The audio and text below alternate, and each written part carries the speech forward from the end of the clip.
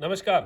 वज्रासन की चर्चा, वज्रासन की महिमा आप सब जानते हैं और ये वज्रासन जो है ये पाचन शक्ति के लिए बहुत स्ट्रॉन्ग आसन होता है, यानी पेट को वज्र की तरह मजबूत बनाने वाला आसन। ऐसा ही एक आसन वज्रासन के ग्रुप में आता है जिसको कहते हैं सुप्त वज्रासन। सुप्त वज्रासन एक ऐसा आसन है जो हमारी नीचे की आंतों को पूरा खींचता है और हमारी ये पैर के आगे की जो फ्रंट की नसें हैं जिनको हम कभी भी कोई भी एक्सरसाइज नहीं दे पाते हैं, इनको ये ताकत देता है। जब ये नसें ताकत देंगी, देखिए पैर जो है वो इतना अगर माने तो हाफ एरिया तो पीछे का तो जो हम आगे झुकते हैं जब खींचता है, लेकिन पीछे की ओर झुकना हमारा नहीं होता, तो ये आगे का जो 50% एरिया है ये हमारा कमजोर रह जाता है और इसकी कमजोरी की वजह से ही घुटने पर प्रेशर आता है। तो मैं ये मानता हूं कि अगर इस हिस्से को हम स्ट्रोंग करें, इस हिस्से की नसों को हम ब्लड का सर्कुलेशन पहुंचाते रहें, तो हमें बहुत अच्छा फील होगा। इसका एक मैं आपको उदाहरण ये बताऊं कि अगर आपको कभी थकान हो और आपको लगे कि आज मैं बहुत ज्यादा चल लिया और मुझे थकान हो रही है, आप ये सुप्त वज्रासन एक पांव से भी करके देखिएगा,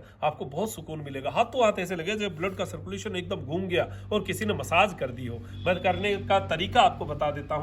सुप्त वज्रासन वैसे तो दोनों पांवों का पहले बताऊंगा, फिर एक पांव से कैसे कर सकते हैं वो भी बताता हूं। तो ये सुप्त वज्रासन में तो आपको बैठना आता ही है, मैंने आपको पिलो के प्रयोग भी बताए थे, उससे भी आप अपने आप को सीख सकते हैं। 10-12 दिनों में आपका वज्रासन सही हो जाएगा। सुप्त वज्रासन के जस्ट बाद में 15 दिन कम से कम नए आदमी को लगेगा।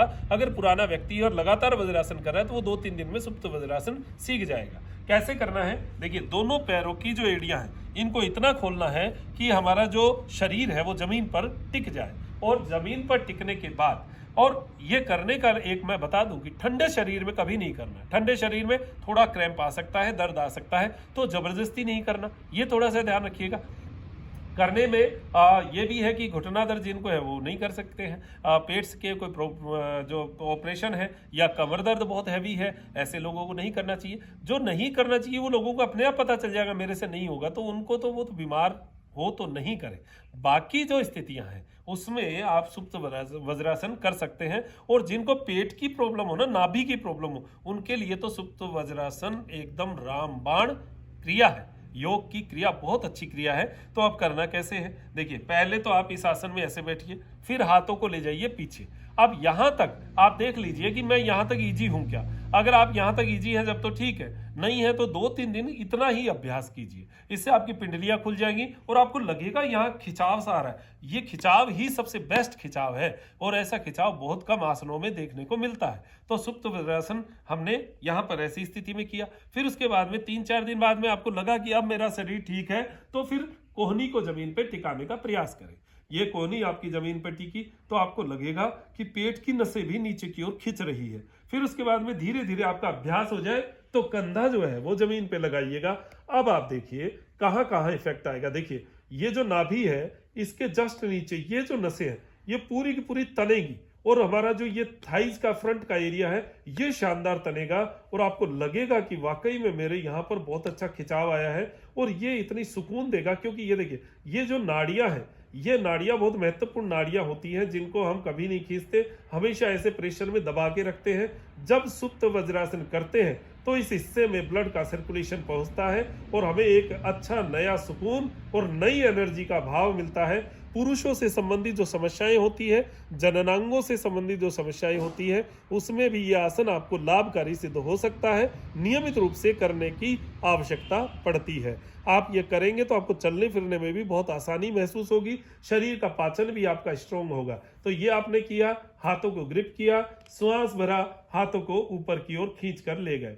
श्वास ऊपर जाएगा तो आपको अच्छा फील होगा और हमारा जो चेस्ट का एरिया है ये भी इसमें फैलेगा। इस प्रकार की क्रियाएं आपको जीवन में करनी चाहिए। रोज अपने योगासनों की ग्रुप में डालना चाहिए। सुबह खाली पेट करना तो बहुत जरूरी है, शाम को भी कर सकते हैं, खाना खाने से 1 घंटा पहले ये क्रिया कर ले तो बहुत बढ़िया है।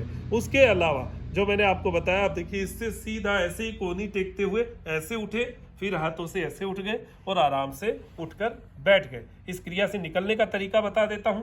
पांव जब आप सीधे करेंगे तो पैर आपको लगेंगे सो गए, तो इनको थोड़ा सा हिला लीजिए, पैर की अंगुलियों को हिला लीजिए। ये करना जरूरी है, ये करने से ब्लड का सर्कुलेशन पैरों में सही हो जाएगा। अब मैं उन लोगों के लिए जो थकान हो जाती है और रात को ऐसे लगता है सो नहीं पा रहे, शरीर में पैरों में बहुत दर्द हो रहा है, तो क्या करें? देखिए ऐसे सीधे लेटे हुए हैं, आपको नींद नहीं आ रही, तो क्या करें? एक पैर को उठाइए और इस प्रकार पीछे की ओर ऐसा ले जाइए, ऐसा दबाइए।